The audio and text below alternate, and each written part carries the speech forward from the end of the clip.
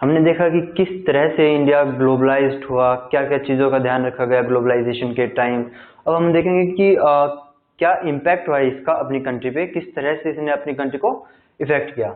इसके कुछ positive aspects भी हैं, कुछ नेगेटिव एस्पेक्ट्स भी हैं, तो वो अब हम डिस्कस करेंगे। पहले हम पॉजिटिव एस्पेक्ट डिस्कस करते हैं। First one is greater competition.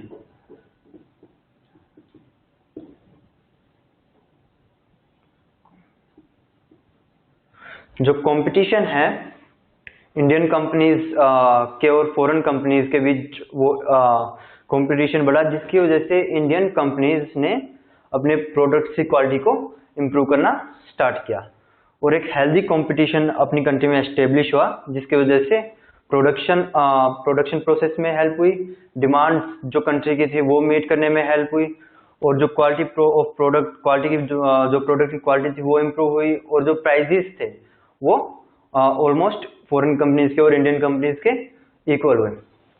तो अब जो इंडियन कंपनीज थी वो अननेसेसरीली चार्ज नहीं कर सकती थी कंज्यूमर से, तो ये एक कंज्यूमर के लिए पॉजिटिव पॉइंट था। Another benefit of globalization was greater choice of goods for consumer. पहले क्या था, गिनी चुनी कुछ कंपनियां थी इंडिया में और कंज्यूमर को उन्हीं में से जो गुड्स वो प्रोड्यूस करती थी उसी में से चूज करना पड़ता था। लेकिन बाद में क्या हुआ, जब ग्लोबलाइजेशन इंडिया में आया, जब ग्लोबलाइजेशन प्रोसेस जब इंडिया में आया, तो फॉरेन कंपनीज आई और कंज्यूमर्स के लिए काफी वाइड चॉइस हो गई, और कंज्यूमर अब जो गुड्स उनकी पसंद का था वो चूज कर सकते थे। उनके पास लिमिटेड चॉइस नहीं थी, अब उनके पास काफी वास्ट चॉइस थी, जिससे कि ये भी एक कंज्यूमर के लिए पॉजिटिव पॉइंट है। Another positive aspect of globalization is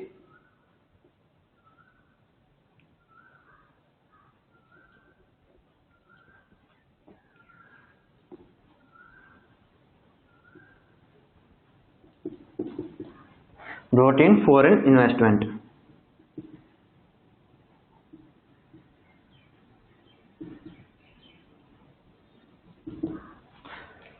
foreign investment India में आई, फॉरेन रिजर्व्स राइज हुए इंडिया के, जिससे कि इंडिया का जो कैपिटल सेगमेंट था वो काफी राइज हुआ। अब जब फॉरेन इन्वेस्टमेंट किस फॉर्म में आई, इन्वेस्टमेंट आई एफडीआई की फॉर्म में, एफआईआई की फॉर्म में, तो इससे क्या हुआ कि हमारे जो फॉरेन रिजर्व्स थे वो काफी इंक्रीज हुए। तो ये एक one of the most important part of globalization that helped our country is that it brought foreign investment.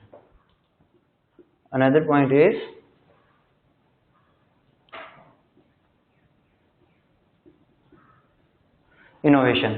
Innovation कैसे हुई, जब फॉरेन कंपनीज आई तो जो टेक्नोलॉजी स्टेट थी इंडिया में, वो उस टाइम पे as compare to foreign companies वो इतनी ज्यादा अच्छी नहीं थी। तो इंडियन कंपनीज ने टेक्नोलॉजी पे पैसा लगाना शुरू किया, रिसर्च करनी स्टार्ट की, जिससे कि न्यू टेक्नोलॉजीज आई हमारी कंट्री में। तो उसकी वजह से काफी इनोवेटिव मेथड्स, काफी innovative technologies to produce goods, ये सब चीजों में हमारी हेल्प हुई। And with the help of these innovations many Indian companies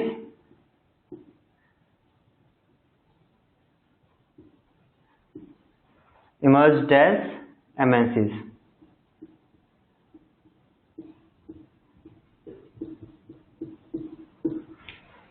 हमारी जो इंडियन कंपनीज थी उन्होंने काफी रिसर्च एंड डेवलपमेंट पे काफी खर्च किया और काफी अच्छे से क्वालिटीज को इम्प्रूव किया, जिसकी वजह से कंपनी की ग्रोथ हुई और उस ग्रोथ की वजह से वो एमएनसीज के रूप में उभर कर बाहर आई।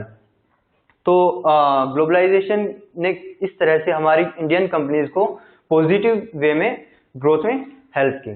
फेयर कंपटीशन, हेल्दी कंपटीशन की वजह से उन्होंने अपने में काफी इम्प्रूवमेंट की। अब हम इसके नेगेटिव इफेक्ट्स देखेंगे, क्या क्या इसकी वजह से कंट्रीज को कुछ प्रॉब्लम्स फेस करनी पड़ी।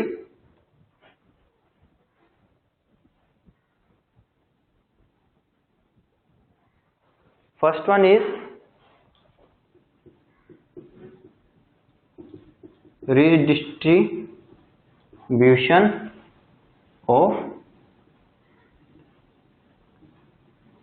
economic power।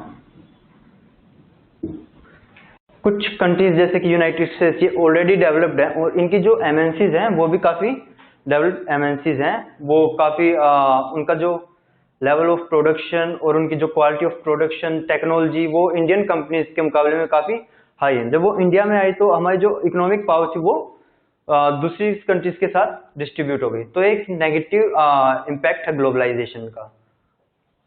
दूसरा threat to small scale industries. India में जो ऑलरेडी जो स्मॉल स्केल इंडस्ट्रीज या फिर जो industries rural industries, rural areas में जो इंडस्ट्रीज थी, डोमेस्टिक इंडस्ट्रीज, उन पे काफी इम्पैक्ट हुआ ग्लोबलाइजेशन का, क्योंकि वो कंपनीज compete नहीं कर सकती एमएनसीज के साथ, जिसकी वजह से काफी कंपनीज जो इंडियन कंपनीज थी, स्मॉल स्केल इंडस्ट्रीज थी, उनको बंद होना पड़ा। तो ये ग्लोबलाइजेशन का एक बहुत बड़ा नेगेटिव इम्पैक्ट है कंट्री पे। अनदर इज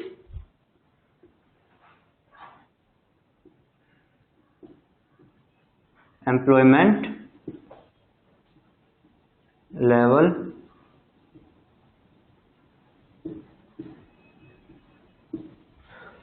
जब बिफोर ग्लोबलाइजेशन कंपनीज क्लेम करती थी कि उनके आने से हमारी कंट्री में जो एम्प्लॉयमेंट लेवल है वो काफी बढ़ जाएगा, लेकिन हुआ ये कि जो टेक्नोलॉजीज एडवांसमेंट वो अपने साथ लेके आई, उसकी वजह से बहुत सारे लोगों की नौकरियां चली गई। अब ज्यादातर काम मशीनें करने लगी और जो लेबर थी उनकी अब रिक्वायरमेंट नहीं हुई।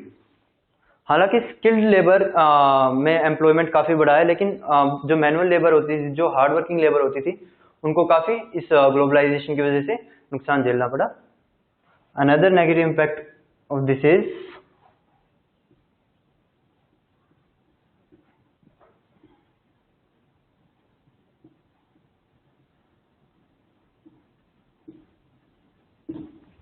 जो डेवलपिंग कंट्रीज होती हैं उनमें हमेशा इंपोर्ट्स जो होते हैं वो एक्सपोर्ट से हमेशा ज्यादा होते हैं, जिसकी वजह से क्या होता है, जो balance of payment current account होता है उसमें डेफिसिट आती है, ट्रेडिंग अकाउंट डेफिसिट हो जाता है, जिससे कि बैलेंस ऑफ पेमेंट में प्रॉब्लम्स फेस करनी पड़ती हैं।